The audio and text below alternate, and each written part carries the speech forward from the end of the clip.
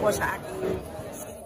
In fact, it's just a reiteration of the previous statements by Executive Secretary, by Secretary Mina, Kakantaman ng DBM, by our Senate President and the President himself. So basically, ang sinasabi naman natin is wala pong problema sa ating 2025 CAA. Legal siya. It is legal. It is fully enforceable. It is valid. Dahil po, ang ating enrolled bill, ibig sabihin po, ang General Appropriations Bill na nanggaling po sa Congress ay kompleto. Walang plan. So that's basically the reason for why ang naging basihan ng GAA ay kompleto.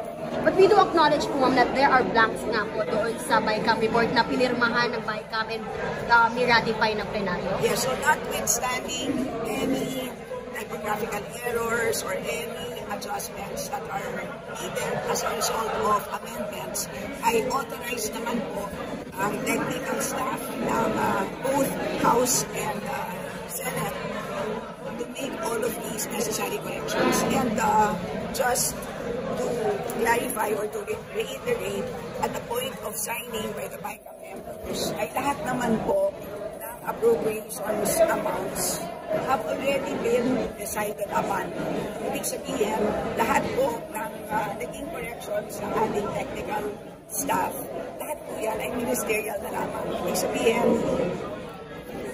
calculator activity na lang po. So, lahat po, wala na po silang discretion dahil lahat po ay decided na po by the BICAM members at the point of signing. Considered typographical error daw po yung pag-fill in the blanks ng mga amount? There are some na typographical error.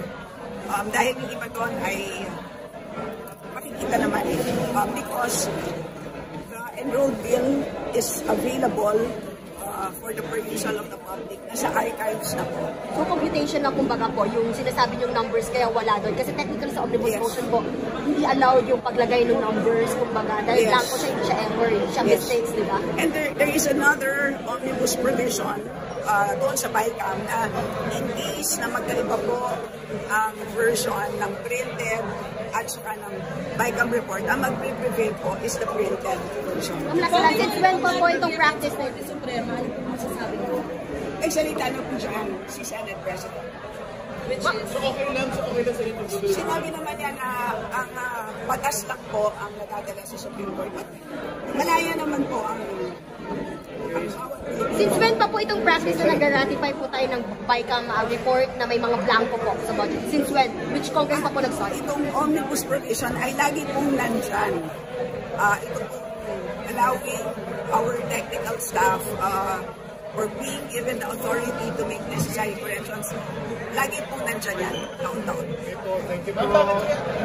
Bakit may bakit sa tingin niyo, bakit nagkaroon ng ganong expose si Congressman Lumam? Ano yung reason behind it? Siya na lang po, tanungin ninyo.